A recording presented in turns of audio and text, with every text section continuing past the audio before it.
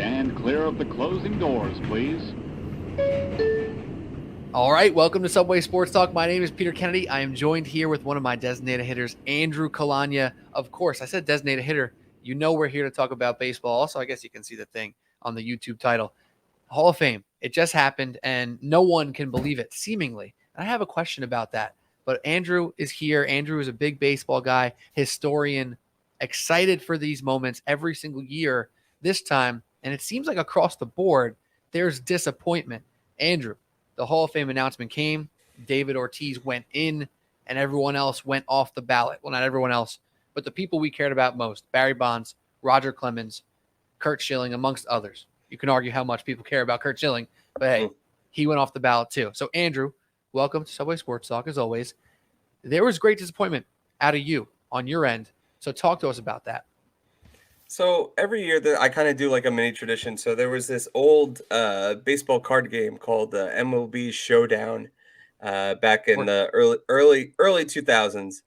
And so every year, whenever the Baseball Hall of Fame was, a lot of the players I grew up watching, they had like really good cards. So I would always, whenever the Hall of Fame votes come out, I would take them out, and post about it just to be a little nostalgic about like the players I grew up with, and those are the players that that helped me fall in love with the game. And then this year, I had heavy hopes for Bonds and Clemens in their last year of eligibility to break through, and the just got basically told by the writers that the era of baseball that I grew up loving and the players that I grew up loving just they don't matter.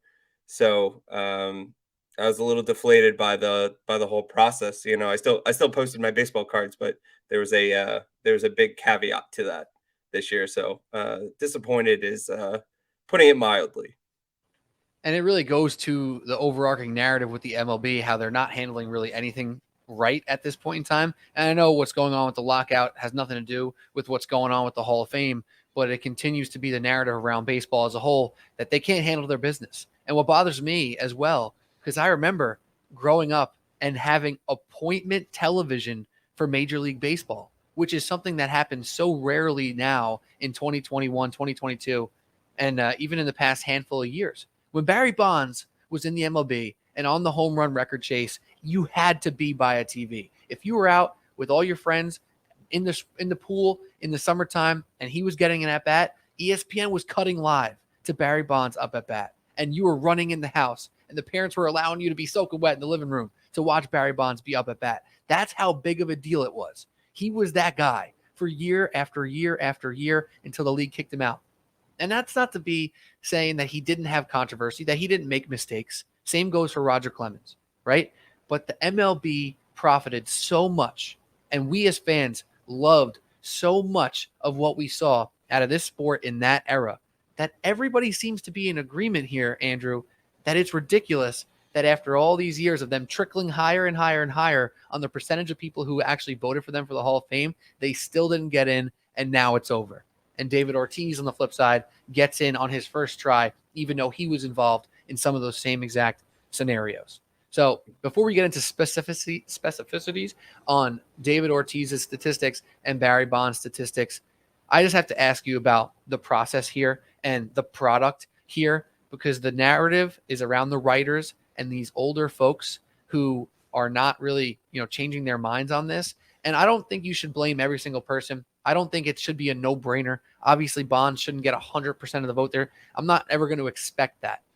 But this change of the guard that's happening on Twitter clearly didn't happen everywhere. So what's your thought process on the big picture here? Because right now, I haven't seen anybody who's not a writer or somebody who didn't vote for them come out and say, no, Bonds and Clemens shouldn't be in. It seems almost across the board at this point, but obviously there are people on the other side of the fence, and they're just too afraid to say it. So what is your take on the writers controlling this and the narrative around the whole thing?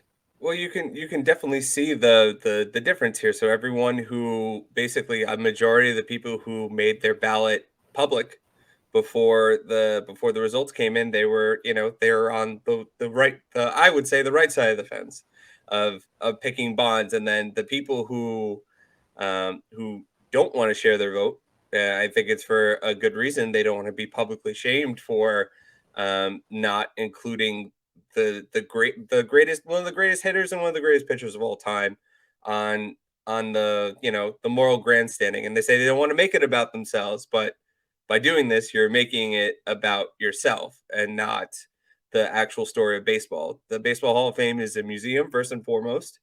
Um, you can't tell the story of baseball from the 90s and the early 2000s without Barry Bonds, Roger Clemens, Sammy Sosa. And even though I don't want to get into politics, even Kurt Schilling, even, I personally, I wouldn't vote for him.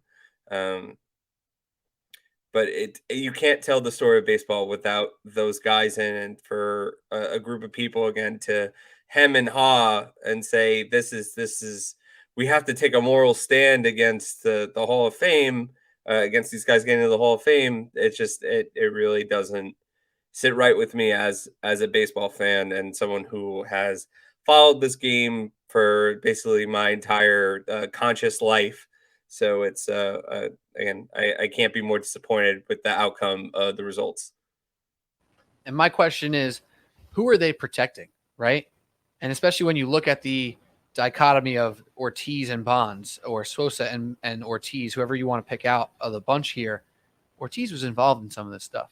There's other people who have made the Hall of Fame who were closely linked or maybe a part of it, never exclusively said, but there was a lot of that steroid use in the era. We know this. And everybody accepted it, including the people who ran baseball, because they didn't do much about it for a long time. And if you don't think they knew and swept it under the rug for their pockets and for the love of the game and for the excitement that was around baseball when it truly was America's pastime, then you're crazy. Bud Selig's in the Hall of Fame, and that pisses people off as well, right? So it's incredibly frustrating. And one thing that I implore people to remember is kind of what you just worked around on your point there, is we all, I say we all, right? A lot of people online, you and I, a lot of people who you hear from in the media right now clearly feel a certain way about this topic, but there's a lot of people who don't feel a certain way about, or feel a different way about this topic as well. You have to remember that. You have to respect that. But also there should be a better discourse here. And that's what also really drives me crazy. Like you said, the people who made their thing public have Bonds and Clemens and Sosa in, and the people clearly who didn't make their thing public didn't. So that's terrible. And I don't know if that's going to change, man. And I don't know what's going to happen now. There's no other Bonds. There's no other Clemens on the ballot. Who's the next controversial guy? Pete Rose when he passes away? Yeah, probably. And I mean, A-Rod, you're still going to have the A-Rod discourse for the next, 9 years. But I mean, in terms of the public and private voting ballot, the BBWA voted like 80 votes to 9 against about making all ballots public. And then the Hall of Fame took that data and said, no, we're not going to. Hell with it. We're not going to do that. So it's clearly the Hall of Fame has its own agenda and has its own way that it clearly wants to do things. And again, it's not in the best interest of telling the story of baseball and even cultivating new fans. So even if you wanted to put Bonds and Clemens in and say something and make a statement of, if you were caught or, found to be in cahoots with some of these, with the biogenesis scandal or in the Mitchell report or something like that, then put it on the plaque. Like, again, you're telling a story of history, or put it somewhere in the Hall of Fame, or mention it with something with these guys. I mean, have that be the consequence, have that make sure that's your lasting legacy. But again, you can't just say they didn't exist, because I mean, there's going to be kids still in 20 years from now, they're going to look up who's the all-time home run leader. And, he's not maybe he's not in the Hall of Fame. Who knows?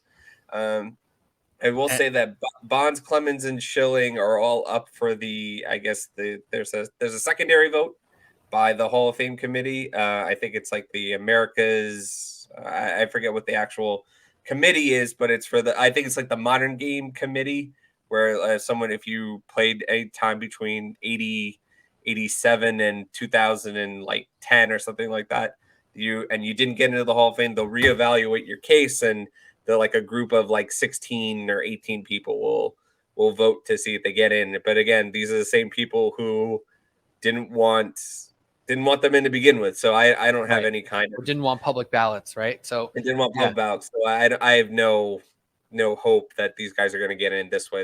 I think the only way they get in eventually is the Veterans Committee, or after they passed away, they'll say, Yeah, okay, now we'll let them in. and that really drives me crazy. It's been a take of mine for years on this podcast, all the way back to the sports blog New York days.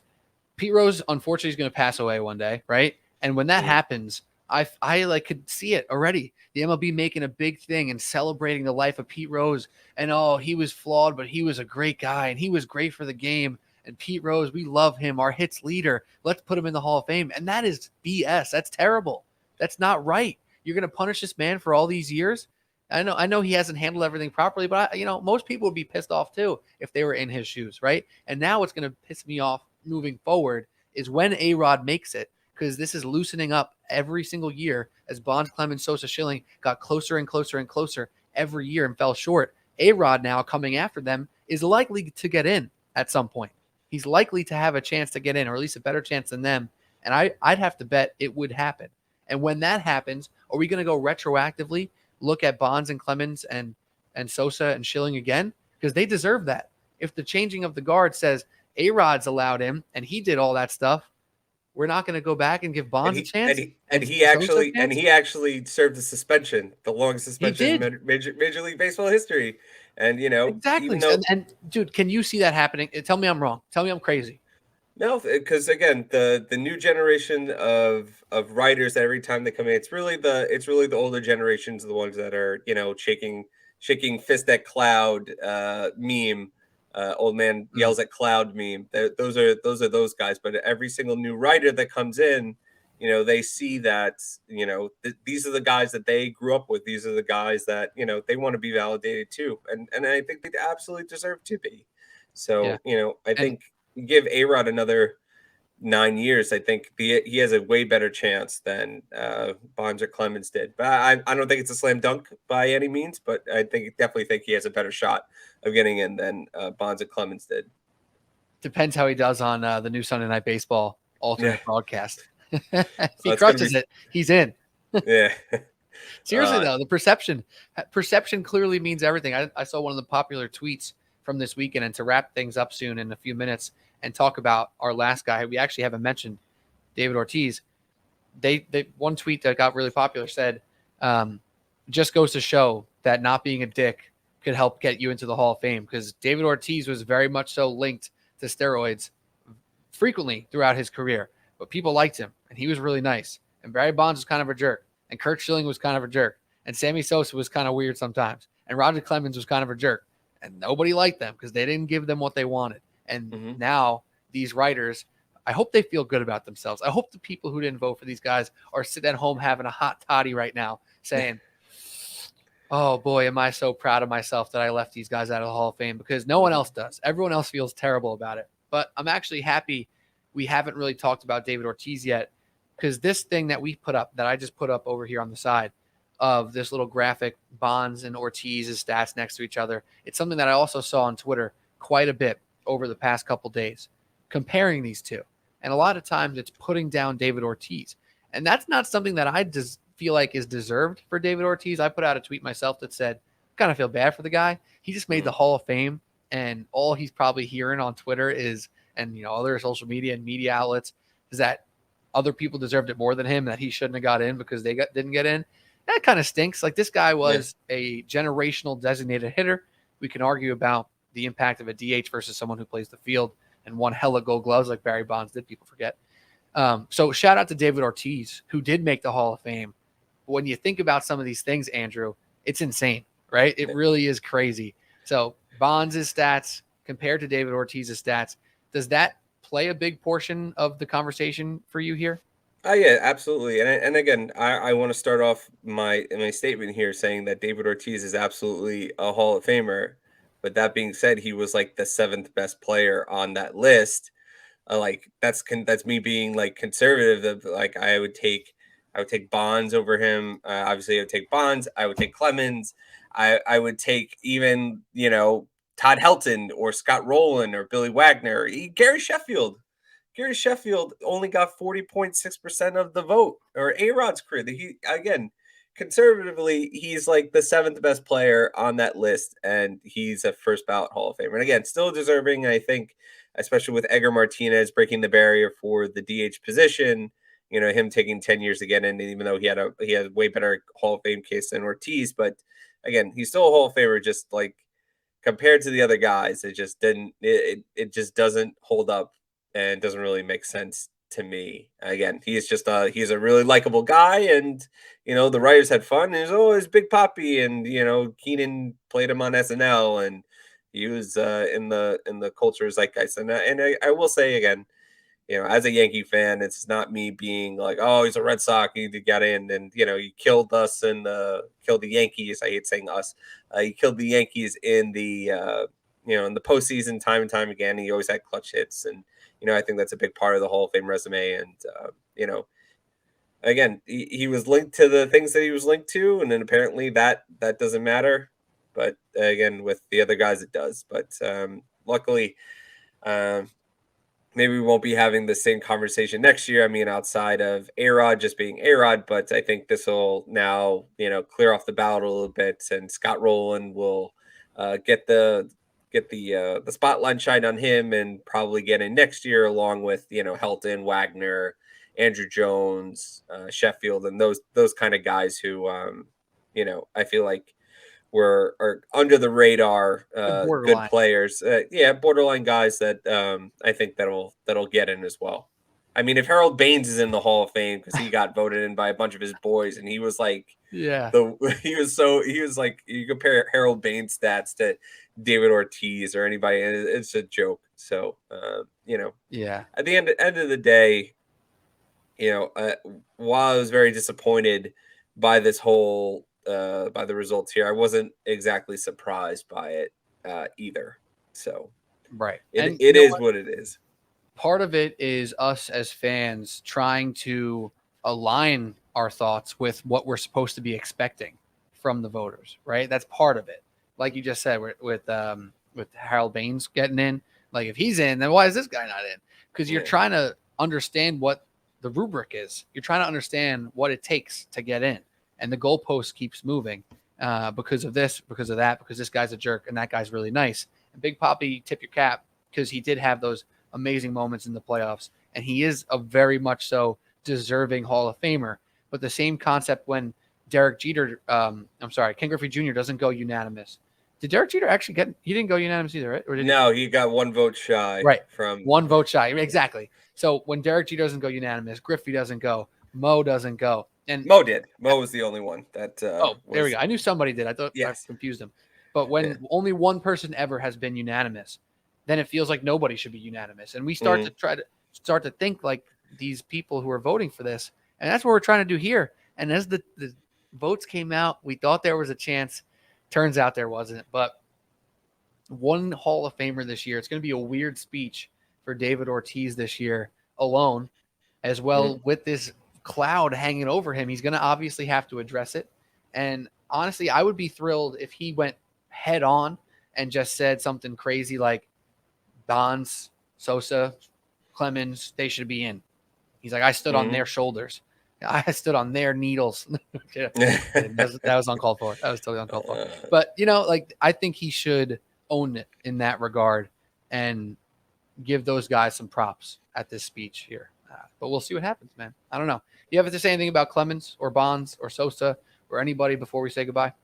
As someone who had the accolades that Sosa did, and someone that revived baseball in 1998, see Sammy Sosa only get like 18% of the vote and fall off. Again, this is someone who had 609 home runs, a career OPS plus of 128, almost 60 WAR, which is usually around the magic number for the Hall of Fame. And again, you're talking about a guy that revived baseball. And again, the C League and the rest of Major League Baseball, looked a blind eye to everything going on and allowed him to do what he did. But at the same time, he 18%. I think that's the biggest shocker to me out of the whole group. But I feel like Sammy Sosa didn't get the his day in the sun, even though he probably shouldn't be out in the sun because he's very pasty now.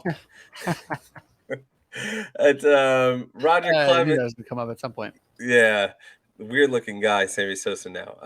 But Roger Clemens, there's nothing else you can really say about him either. Is probably top 3 greatest pitcher all time, most Cy Young awards, two triple crowns, almost 5,000 strikeouts, 350 wins. It's a travesty that these people aren't in, and hopefully as more writers of our age and that grow up and become baseball writers can eventually correct this wrong, but it's going to take time.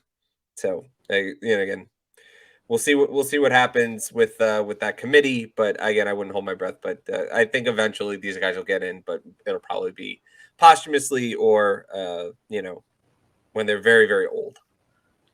And officially, the home run leader, the hits leader, and the most Cy Youngs leader in the MLB history, not in the Hall of Fame. Yeah. And here we are, still talking about it, still getting upset about it. And if the MLB keeps rolling out stuff like this, man, this is one of their best conversation times of the year. And unfortunately, it's all negative.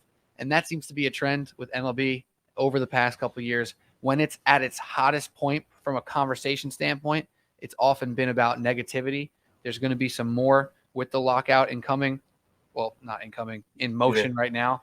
Now it's just time to get back on the diamond, back on the field, and let these fans and let us watch some games again and enjoy the game that we do love so much, because it's hard to when stuff like this is going on. And that's it. That's really all I got. So tough day for anybody rooting for some of these guys to get in. Tough day for a museum that's goal is to preserve baseball history, because they didn't preserve a few pieces of baseball history here and didn't give a few other people a chance at all. And we just got to hope that maybe it gets changed, and we'll keep following this along. We'll keep getting ready for the season if we get a season, which we will, I assume. Just when is the question. So Stay tuned. Subway Sports Talk. Don't forget to subscribe to our new YouTube channel. Thanks for listening as well on the Apple Podcast, Spotify apps, wherever you listen to podcasts. For Andrew Kalanya, I'm Peter Kennedy. This has been an MLB Hall of Fame discussion. Hopefully you enjoyed. We'll talk to you soon. Cheers. See ya.